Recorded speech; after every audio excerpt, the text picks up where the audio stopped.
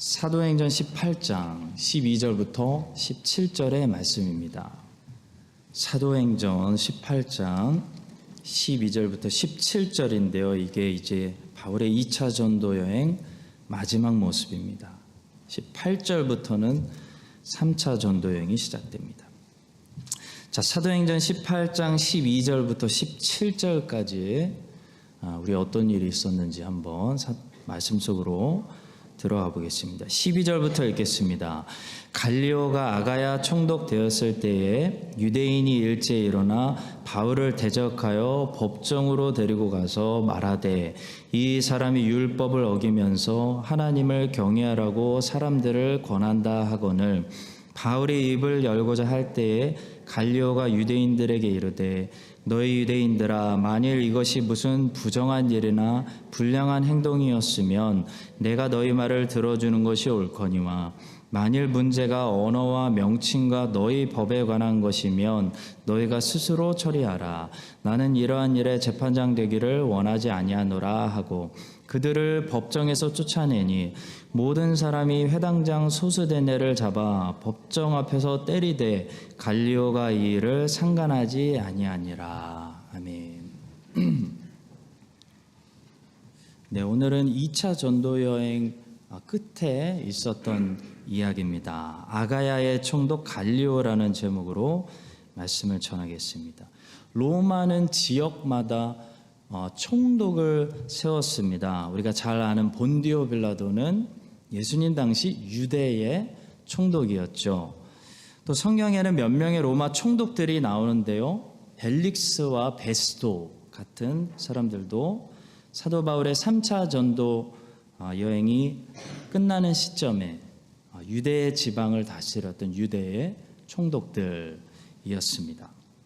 자, 지금 우리는 바울의 2차 전도 여행 끝부분에 와 있는데요. 오늘 우리가 읽은 본문에 나오는 총독은 아가야라는 지방의 총독이었습니다. 아가야가 어딜까요? 지도를 보시면 아가야 지방은 지금의 그리스 지역으로서 중요한 도시는 바울이 전도했던 아덴, 에센이죠. 아덴과 지금 문맥상 바울이 있는 고린도 지역을 가리킵니다.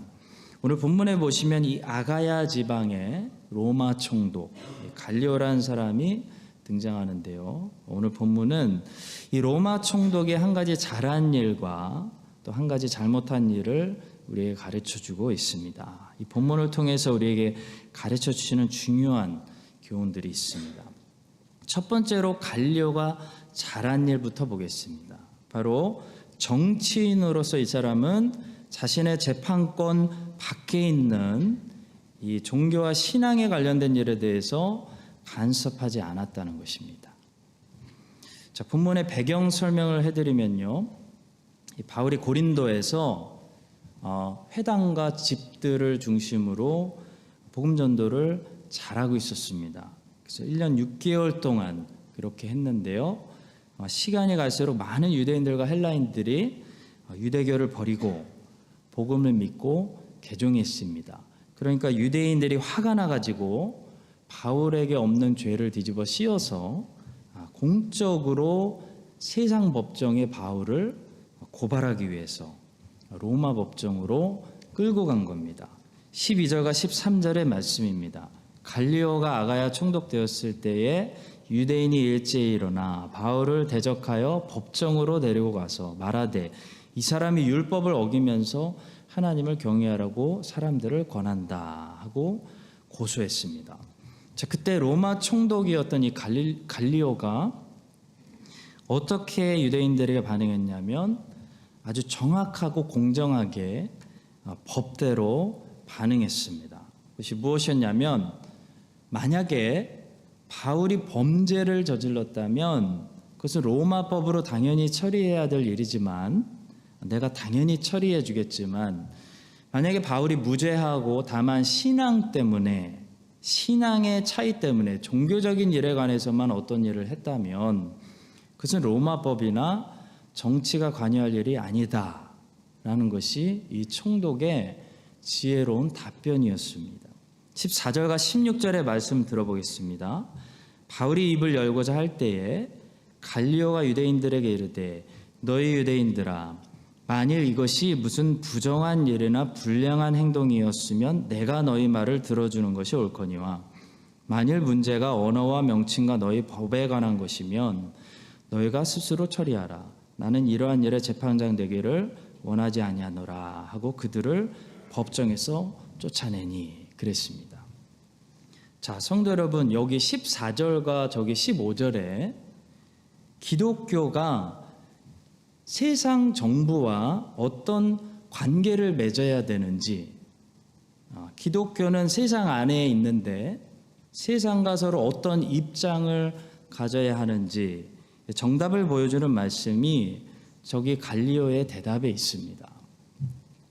자, 우리는 뉴질랜드 정부와 뉴질랜드 안에 있는 기독교가 이미 잘 서로 위치를 잘하고 있는, 잘 정비되고 안정된 그런 나라에서 살고 있기 때문에 이 사실이 기독교의 위치와 세상 정부의 위치, 역할 이런 것들이 너무 당연하게 느껴지는데요.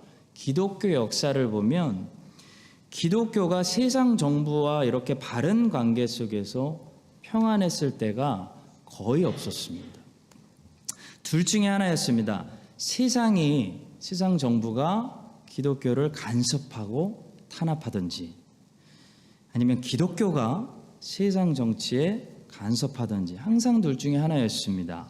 예를 들어 초대교회 때는 로마 제국이라는 세상 정부가 기독교를 탄압하고 종교의 자유를 빼앗고 월십의 자유를 빼앗고 이래라 저래라 하는 세상이 기독교를 간섭하는 시기였죠. 그래서 기독교인들의 신앙의 자유를 지키기 위해서 세상의 말보다 하나님 말씀에 더 순종하기 위해서 어떻게 했습니까? 목숨 걸고 싸웠습니다. 근데 중세 시대에는 이게 뒤집혔습니다. 교회가 신앙에만 집중하고 교회 일만 해야 되는데 교회가 반대로 세상 일을 간섭하기 시작했습니다. 교회가 정치를 시작했고 교회가 세상 일에 간섭하기 시작했습니다. 로마 교회가 또 영국의 왕실을 종교개혁 이후에 로마 교회가 영국의 왕실을 컨트롤하고 영국의 전 지역에 어떤 사제들을 세울 것인지 로마에 있는 교회가 컨트롤하고 이게 심해지니까 나중에는 로마 교회가 각 나라의 군대까지 움직일 수 있는 힘이 생겨가지고 결국 로마 교황의 말 한마디에 유럽의 군대가 움직여서 십자군 전쟁을 일으키는 그런 지경까지 중세 시대는 가게 되었습니다. 이것을 정교유착이라고 합니다. 교회가 정치하는 거죠. 교회와 정치가 합쳐지는 겁니다. 그러다가 종교개혁이 일어났는데요. 여전히 종교개혁 이후에도 많은 유럽의 나라들이 로마 카톨릭의 세력 밑에 있었고 영국은 이랬다가 저랬다가를 반복하면서 결국 로마 카톨릭과 개신교를 모두 만족시키기 위해서 성공회를 만들었지만 이 성공회를 어떻게 보면 여전히 왕실에서 교회를 간섭하는 컨트롤하는 그런 형식의 교회였습니다. 그래서 왕실에 유익이 되는 쪽으로 목회자들을 세우기도 하고 공동기도문을 왕실에서 만들어서 그 기도문으로만 예배 시간에 기도하게 강요하기도 했습니다. 그래서 청교도들이라고 불리는 순수한 신앙인들은 신앙의 자유를 찾아서 정부의 간섭을 벗어나려고 싸웠죠. 그래서 감옥에 갇히기도 하고 감옥에서 철로 역정을 쓰기도 하고 네덜란드나 스위스 제네바로 넘어가서 계속 책을 쓰기도 하고 나중에는 신대륙을 찾아서 미국으로 넘어가기도 했습니다. 모든 것이 정치와 신앙이 분리되지 못하고 정교유착 하나 되었기 때문에 일어난 결과입니다. 자, 성도 여러분, 국가가 교회를 간섭하고 탄압하고 참견하기 시작하면 교회는 국가의 유익을 위해서 쓰임받는, 쓰여지는, 아첨하는 그런 놀이개에 지나지 않게 됩니다. 지금 중국에서 지하교회 말고 지상교회들이 그런 교회라고 할 수 있는 거죠. 정부의 말을 잘 듣고 정부가 하라는 대로 하는 교회. 그건 창녀하고 가늠한 그런 더럽혀진 교회에 불과한 것입니다. 반대로 중세시대 때 교회가 너무나 돈이 많아지고 배불러서 권력에 손을 대서 교회가 국가를 통치하기 시작하고 각 나라의 왕들을 주물럭하고 군대를 움직이고 정치를 시작했던 그 중세시대 교회는 부패하고 타락한 교회인 것입니다. 자, 교회는 신앙과 관련된 일만 해야지 세상 일을 하려고 하면 안 됩니다. 세상 일들은 하나님께서 세우신 통치자들이 있습니다. 고레스, 아하수에로, 아닥사스다 같은 하나님이 세우신 세상 통치자들에게 맡겨야 한다는 거죠. 교회가 아무리 커지고 돈이 많아지고 세력이 세진다고 정치하기 시작하면 교회는 더 이상 교회의 정체성을 잃어버리고 맙니다. 제사장은 제사와 관련된 일만 해야 되고 페르시아 왕들은 정치와 관련된 일만 해야 됩니다. 이 두 일들이 서로 그래서 평행하면서 따로 가면서 존재하는 것이 성경적인 것이고 종교개혁자들이 주장했던 것이고 우리 웨스트민스터 신앙고백서 같은 신앙고백서들이 고백하는 것이고 교회가 세상에서 가지고 있어야 하는 입장, 위치, 세상 정부와의 바른 관계인 것입니다. 정치와 신앙이 따로 가지 않고 서로 합쳐져서 한쪽이 간섭하기 시작하는 것은 무엇보다도 신앙이 타락하는 지름길입니다. 어떤 순수한 사람들은 잘 몰라서 그렇게 말합니다. 뉴질랜드가 아예 기독교 국가가 되었으면 좋겠다. 대한민국이 기독교 국가가 되었으면 좋겠다. 유토피아를 꿈꾸는 순진한 생각이죠. 이 나라가 기독교 국가가 되면 어떻게 될까요? 어떤 모습들이 보일까요? 기독교 국가가 돼서 어딜 가나 찬송을 부르고 하루를 시작하고 예배로 하루를 마치고 그러면은 과연 이 땅의 사람들의 바른 신앙을 가질까요? 천만의 말씀입니다. 그렇게 되면 어떻게 되냐면 사람들이 형식적인 신앙을 가지게 됩니다. 특히 기독교의 리더들이 어떻게 되냐면 중세시대처럼 권력과 인기와 돈과 파워의 유혹에 물들어서 100% 부패하게 됩니다. 성도 여러분, 정치와 종교가 합쳐지면요, 정치가 종교 때문에 개혁되고 깨끗해지지 않습니다. 정치와 종교가 합쳐지면 정치 때문에 종교가 100% 부패하고 더러워집니다.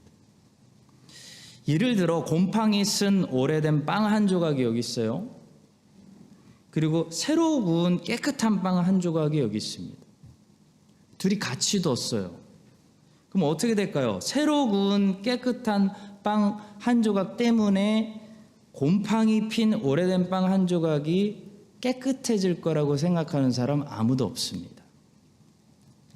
100% 곰팡이 핀 오래된 빵 한 조각 때문에 새로 구운 깨끗한 빵 한 가지 곰팡이가 피게 됩니다. 그거와 같습니다. 정치와 신앙도 마찬가지예요. 인간은 부패했습니다. 따라서 정치와 신앙이 합쳐져서 종교인들이 신앙인들이 정치하기 시작하고 돈 만지기 시작하고 권력 만지기 시작하면요, 신앙 때문에 돈과 권력을 바르게 쓰는 일은 절대로 일어나지 않습니다. 신앙인들 때문에 정치가 비로소 깨끗해지고 권력이 깨끗해지는 것이 아니고요, 모든 신앙인들과 교회 지도자들이 부패하고 타락하게 되는 것입니다. 이것이 중세시대 1000년의 역사, 로마 가톨릭의 역사가 우리에게 보여주는 역사의 교훈입니다. 100% 그렇게 됩니다. 정교유착은 부패의 지름길입니다. 자, 따라서 성도 여러분, 오늘 갈리오가 정답을 말하고 있습니다. 그는 유대인들에게 신앙에 대한 문제는 내 재판권 밖에 있으니까 내가 다룰 일이 아니다. 나에게 가져오지 마라. 다만 바울이 어떤 범죄를 저질렀다거나 누구를 죽였다거나 사회를 어지럽혔다거나 그런 문제에 관해서는 당연히 내가 로마 총독으로서 재판해 줄게 라고 말했습니다. 이것이 정답이에요. 성도 여러분, 목사는 신앙에 관련된 일만 집중하고 이 나라 일들은 나라 일을 하라고 하나님께서 통치자로 세우신 통치자들이 하는 것입니다. 분명한 거예요.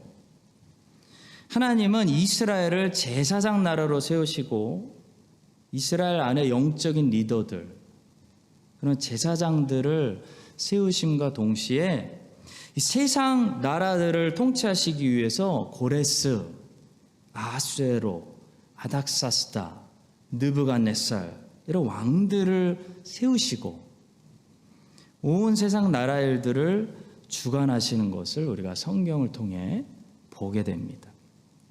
자, 이 사실을 우리가 혼돈 없이 분명히 깨닫고요. 순진한 마음으로 종교유착을 외치는 그런 잘못된 생각을 버리셔야 됩니다. 종교개혁자들이 기록한 신앙 고백서들의 그 고백과 같이 교회가 이 세상 속에서 교회의 위치를 바로 알아야 됩니다. 세상과 세상 정부와 마땅히 가져야 되는 이 상호관계, 바른 관계를 잘 유지하며 바라옵기는 하나님께서 우리 뉴질랜드와 대한민국에 계속 복을 주셔서요. 정치가 교회를 간섭하는 것이 아니고 정치가 신앙의 자유를 계속 지켜주고 또 교회는 아무리 세력이 강해져도 정치의 야망을 내려놓고 대형교회, 정치 야망 내려놓고 오로지 주님께서 하라고 명령하신 영적인 소명에만 집중하는 그런 제사장들이 돼야 되겠습니다. 그런 복받는 대한민국과 뉴질랜드의 건강한 교회들이 될 수 있기를 주님의 이름으로 간절히 축복합니다.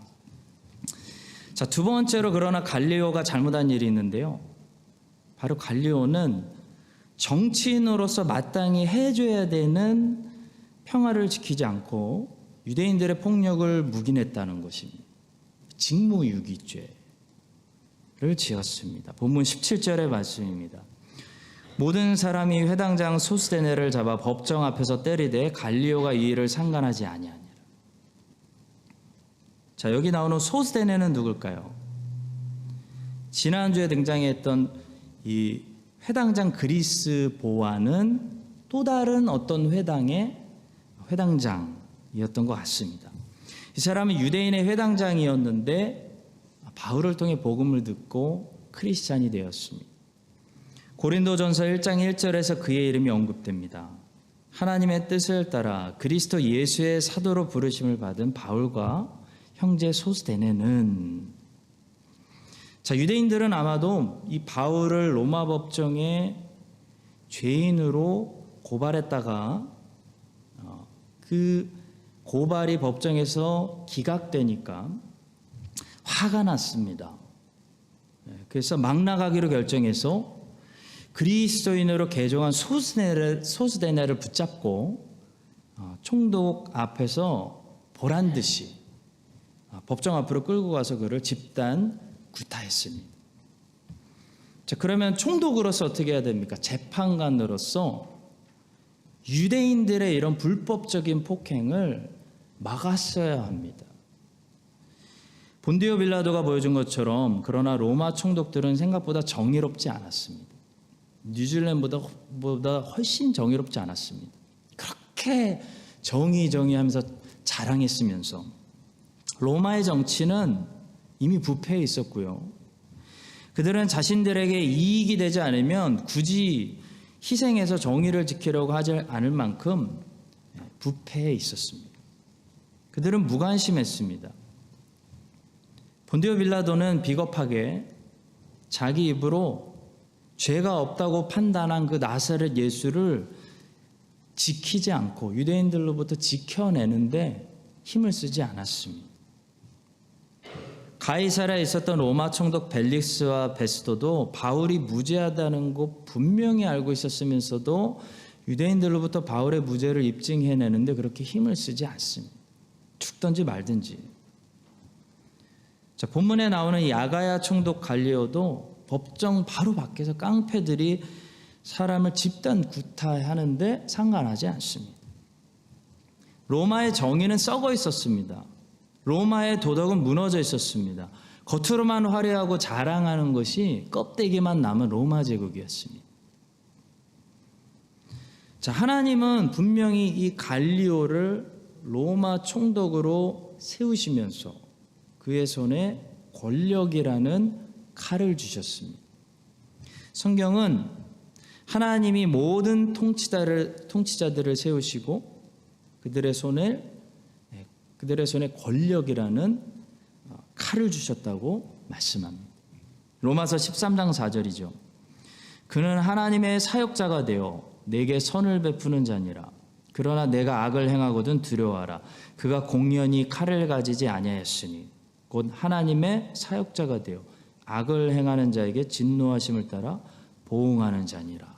하나님이 하나님을 믿던 안 믿던, 하나님을 알던 모르던 하나님의 사역자들을 세워놓고 그 권세자들을 통해서 복을 주시기도 하시고 몽둥이로 쓰시기도 하신다는 거죠.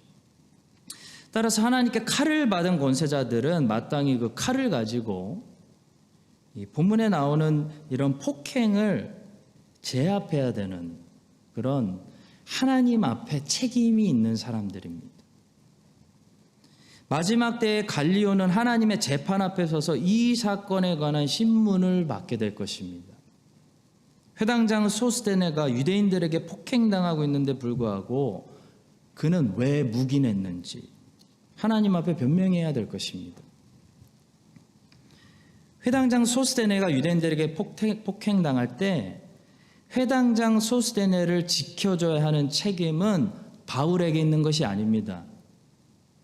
바울은 사도이기 때문에 무슨 책임이 있냐면 모든 사람들에게 복음을 전해야 될 책임이 있는 거지, 바울은 경찰이 아닙니다. 재판관도 아닙니다. 그래서 폭행당하는 소스데네를 지켜줘야 되는 책임은 바울에게 없습니다. 하나님은 이 사건의 책임을 책임자로 세우신 로마 총독 갈리오에게 물으실 것입니다. 마치 은행의 강도가 들면 강도를 제압하지 못한 책임이 시민들에게 있는 것이 아니죠. 총을 가지고 있는 경찰에게 있는 것과 같습니다. 심판날에 로마 총독 갈리오와 또 하나님이 주신 권력으로 선한 일을 하지 않는 모든 세상의 권세자들은 하나님께 직무유기에 관한 벌을 받게 될 것입니다. 성도 여러분, 무관심이 얼마나 큰 무서운 죄인지요. 특히 하나님이 손에 칼을 주시고 책임을 주셨다면 무관심은 그 사람들에게 엄청난 중죄가 됩니다. 하나님은 에스더를 페르시아의 왕비로 세우셨습니다.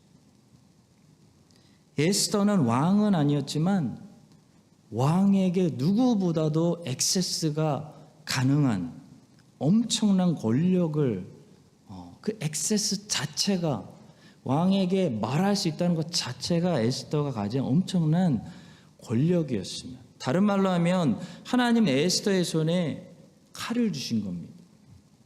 근데 유대인들이 진멸당하게 된, 하나님의 백성들이 진멸당하게 된 그 위기의 상황을 알면서도 다른 사람들은 숨어도 하나님께 직무유기죄를 받지 않습니다. 근데 에스더가 숨으면 에스더는 하나님께 심판받을 수밖에 없는 겁니다. 하나님이 칼을 주셨기 때문에. 우리는 아침에 사사기를 묵상하면서 이스라엘 백성들의 태도를 통해 도전을 받았습니다. 이스라엘 백성들은 무관심하지 않았습니다. 그들은 이스라엘 땅에서 일어난 잔인한 성폭행 사건에 대해서 굉장히 책임감을 느꼈기 때문에 자신들이 하던 일을 다 내려놓고 순식간에 미스바 총회로 모였습니다. 모인 군대 숫자만 40만 명이 모였습니다. 엄청난 사람들이 관심을 가지고 거룩한 분노를 느끼면서 이스라엘 땅에서 일어난 이 악을 제거하기 위해서 모였습니다.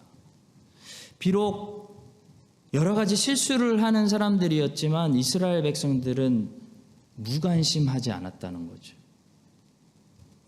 성도 여러분, 사랑의 최고의 반대말은 미움이 아니라 무관심입니다. 무관심이 미움보다 더 무섭습니다. 갈리오의 잘못은 무관심, 책임 회피, 직무유기였습니다. 책임자였기 때문에 그는 그의 죄가 더 중죄가 됩니다. 여러분과 제가 오늘 갈리오를 봅니다. 또 아침에 묵상한 이스라엘 백성들의 그 열심을 함께 묵상하면서 우리는 어떨까요? 오늘날 갈리오처럼 문을 닫아버리고 문 밖에서 폭행이 일어나든지 말든지 나는 모른다. 나는 내일이 바쁘다 라고 하고 있는 건 아닌지, 아니면 이스라엘 백성들처럼 미스바 총회에 모일 수 있는, 참여할 수 있는 사랑과 관심이 여전히 뜨거운지 한번 돌아보게 됩니다. 여러분과 제 안에 이 하나님의 나라를 향해서, 하나님의 교회를 향해서 이스라엘 백성들처럼 자기의 일들을 내려놓고 뜨거운 열정으로 관심으로 미스바 총회에 함께 언제나 모일 수 있는 준비된 그런 여러분과 제가 될 수 있기를 주님의 이름으로 간절히 축복합니다. 마지막 세 번째로 로마 총독 한 사람의 이 무책임이 미치게 되는 영향력인데요. 갈리오의 이런 무책임한 행동 하나 때문에 아가야 전 지역의 공의는 짓밟히게 됐다라는 사실입니다. 자, 본문에서 우리가 주목해야 될 한 단어가 있습니다. 17절에 나와 있는 이 단어입니다. 모든 사람이 회당장 소스테네를 잡아 법정 앞에서 때리되 갈리오가 이 일을 상관하지 아니하니라. 그냥 때린 거 하고요, 법정 앞에서 보란 듯이 때린 거 하고는 차원이 다른 얘기죠. 선생님 없는 상태에서 한 아이가 다른 아이 구타한 거 하고요, 선생님 보고 있는데 한 아이가 다른 아이 자유롭게 구타한 거 완전히 다른 얘기입니다. 신문에 나서 온 나라가 발칵 뒤집힐 얘기죠. 유대인들이 어떻게 했냐면 보란 듯이 법정 앞으로 소스테네를 데려와서 집단 구타했습니다. 근데도 로마 총독이, 다른 사람들은 무서워서 묵인할 수 있어요. 그 사람들 잘못 아니에요. 근데 로마 총독이 묵인했다는 것은 예의가 다릅니다. 로마 총독이 이 일을 묵인했다는 것은 이미 이 사건 때문에 이제 이 아가야 고린도 전 지역의 공의는 완전히 무너졌다, 휴지 조각이 됐다라는 것을 보여주는 거죠. 그래서 리더일수록 영향력이 큽니다. 볼링 좋아하시나요? 볼링을 보시면 제일 앞에 가운데 서 있는 핀을 센터핀 아니면 킹핀이라고 부르는데요. 왜 킹핀이라고 부르냐면 그 킹핀을 제대로 맞춰서 제대로 쓰러뜨리면 그 뒤에 있는 핀들이 와르르, 킹핀 때문에, 공 때문에 아니고 킹핀 때문에 와르르 넘어지기 때문입니다. 이것이 리더십이고 이것이 영향력이죠. 왕들의 시대를 보니까요, 이 킹핀의 역할을 하는 왕들의 리더십이 얼마나 중요한지를 볼 수 있습니다. 북이스라엘은 여로보암이 한번 첫 단추를 잘못 채우니까 그 뒤에 19명의 왕들이 그냥 와르르르 무너지는 것을 보게 됩니다. 여로보암이 베델과 단에 세웠던 이 금송아지 우상 숭배를 무너뜨렸던 왕이 한 번도 나오지 못했습니다. 그래서 그 다음에 왕이 돼서 이런저런 죄를 지었던 왕들의 평가를 하나님은 뭐라고 말씀하시냐면 여로보암의 길로 행했다라고 쭉 말씀하시는 거예요. 열왕기상 15장 34절 바하사가 여호와 보시기에 악을 행하되 여로보암의 길로 행하며 그가 이스라엘에게 범하게 한 그 죄 중에 행하였더라. 여로보암이 앞에서 쭉 넘어지니까 뒤에 그냥 쫙 19명이 다 넘어지는 거예요. 남유다의 왕들은 아무리 못했어도 여로보암의 길로 행했다는 평가는 받지 않았습니다. 오히려 남유다 왕들 중에는 몇몇 왕들은 다윗의 길로 행했다라는 좋은 평가를 받았습니다. 역대하 17장 3절 여호와께서 여호사밧과 함께 하셨으니 이는 그가 그의 조상 다윗의 처음 길로 행하여 바알들에게 구하지 아니하고 여호사밧, 아사, 히스기야, 요시야 이런 왕들은 다윗의 길로 행했다라는 칭찬을 받았습니다. 열왕기하 22장 2절 요시야가 여호와 보시기에 정직히 행하여 그의 조상 다윗의 모든 길로 행하고 좌우로 치우치지 아니하였더라. 근데 북이스라엘의 많은 왕들은 여로보암의 길로 행했다라는 평가만 받은 거예요. 그만큼 첫 단추가 우리 생각보다 너무나 중요해요. 그것이 리더십이고 영향력입니다. 본문에 나오는 갈리오의 잘못은 그냥 한 개인의 묵인 죄가 아니었어요. 갈리오의 이 잘못은 묵인 죄보다 훨씬 그 이상의 것입니다. 왜냐하면 갈리오는 하나님께서 아가야 지방의 통치자로 세우신 리더이기 때문이에요. 근데 리더가 법정 앞에서 일어나는 폭행 사건을 묵인했다는 사실은 킹핀이 이제 쓰러져서 앞으로 이 아가야 지방에 엄청난 범죄들이 일어나는 것은 뭐 당연하다. 공권력이 다 무너졌다. 뭐 그런 거와 같은 거예요. 조지 부시 대통령 때 이미 미국은 동성애 합법화에 대한 엄청난 이 텐션과 싸움이 있었습니다. 근데 부시 대통령은 적어도 이 면에 대해서는 단호하게 안 된다고 말했어요. 뭐라고 얘기했냐면 결혼은 미국이 정의하는 결혼은 남자와 여자가 하는 것이 결혼이다. 부시 대통령의 답이었어요. 대통령이 그러니까 쏙 들어갔어요. 근데 오바마가 돼가지고 동성애 합법화 시켜준 다음부터 온 서방 국가들이 그냥 급속도로 다 동성애 몇 년 안에 일어난 거예요.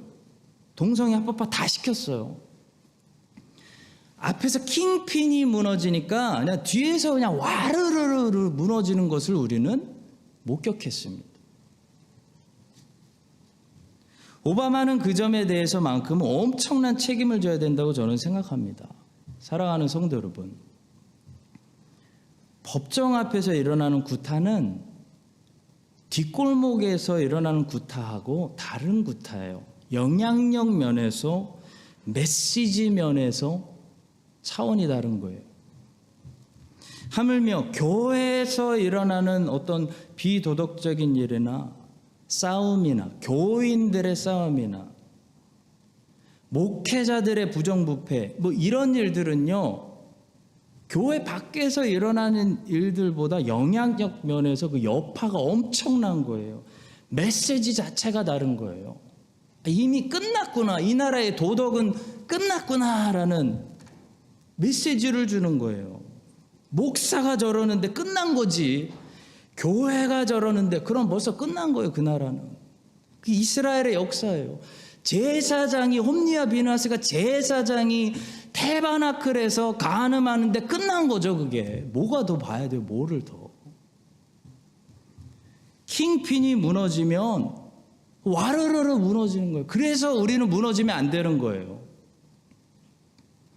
하나님께서 여러분과 저를 도와주셔서 우리 크라이스트처치 한인장로교회를 이렇게 세워주시기 원해요. 여로보암이 아니라 좀 이 땅이 이 세대 다음 세대가 볼 수 있는 다윗처럼 세워주시기를 간절히 소망합니다. 그래서 다윗을 보고 많은 유다의 왕들이 도전받고 자극받았어요. 다윗 보고 자극받았어요. 그래서 아사 왕이 괜히 어디서 보고 배웠겠습니까? 개혁을 일으키고. 여호사밧이 누구를 보고 말씀을 붙들었겠어요? 누굴 보고? 히스기야 요시야가 어디서 배웠겠어요? 다윗의 길로 행하였더라. 다윗 보고 자극받은 겁니다. 그래서 이 왕들이 다윗의 길로 행하였더라라는 칭찬을 받으며 선한 길로 걸어간 것처럼 정말 이 뉴질랜드와 크라이스트처치와 이 세대와 다음 세대가 우리 크라이스트처치 한인장로교회와 또 우리와 같은 이 땅에 남아있는 교회들, 주님의 순결한 교회들을 보고요. 그리스도의 길로 행하였더라. 그리스도의 길이 저거구나 하고 절해야지. 세상이 아무리 타락해도 그리스도인은 절해야지 하면서 따라갈 수 있는 그런 선한 리더십을 우리가 앞에서 발휘하고 이 킹핀이 아무리 유혹이 날라와도 앞에서 딱 버티고 있는 넘어지지 않는 여러분과 저의 삶, 우리 교회가 될 수 있기를 주님의 이름으로 간절히 축원합니다.